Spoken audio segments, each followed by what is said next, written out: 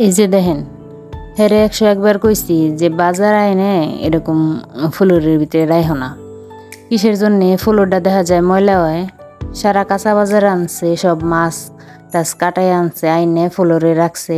এখন ফুলুরটাও ময়লা হইব আর আমার কাজও বাড়বো। তে কইছি উপরে সিঙ্কের এই পাশের জায়গাটার ভিতরে রাখবার, তা হের মনেই থাকে না কেরা শুনে কার কথা। তে আসসালামু আলাইকুম, আপনারা সবাই কীরকম আছেন? আমি ভালোই আছি আল্লাহর রহমতে। তে দেখতে তো নইছেন বাজার আনছে, এই গুদে মাছ দেখলে হইলে আমার কান্দো নাহে। মাছ কাটায় জামাই গেছে, যত কাটায় মাছ আনবার পারো কোনো সমস্যা নাই। তে হে আনছে কাতল মাছ, পাবদা মাছ, তেলাপিয়া মাছ, কতটি গুদা মাছ আনছে। আর এই মুরগি কাটন লাগবো। তে এই বাজার গুছাইবেন হয়েছে সন্ধ্যার পরে, তার মধ্যে আবার আইছে আল্লাহ ফেরেস্তা পাঠাই দিছে, বাড়িতে মেহমান আইছে।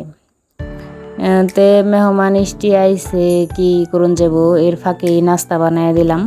এখন নাস্তা খাওয়াইলাম। আইছে আমার খালাতো বোন আর খালাতো বোনের জামাই। তারপর মাছ কাটলাম, কাটি নেই অবশ্য, সব মাছ ধুইলাম, ধুয়ে সব রেডি করে রাখলাম। আর হেগো নাস্তা বানায় খাওয়াইলাম। একটু গল্প সল্প করে আইতে আইতে অনেক রাত হয়ে গেছে, এখন রাত বাজে 10টা। সব গুছায় গাছায় রাখবেন হয়েছি।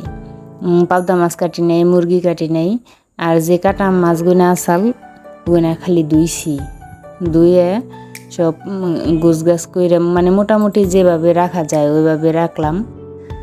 তে বোনের জামাই আইসে, হেগো হাতে গপ্প টপ্প করতে করতে অনেক রাত হয়ে গেল। এই যে দইটি দেখবার নইছেন, এটি হেরা আমার বোনের জামাই ওরা বানাইছে, নিজেরাই বানায় আমার জন্য নিয়ে আসছে। তে থাকার জন্য অনেক রিকোয়েস্ট করছিলাম, তে থাকলো না। তারপরে নাস্তা টাস্তা বানায় খাওয়ায় বিদায় দিলাম। তে সবাই ভালো থাকেন, আল্লাহ হাফেজ। আর আমার ভিডিও ভালো লাগলে লাইক কমেন্ট শেয়ার করেন।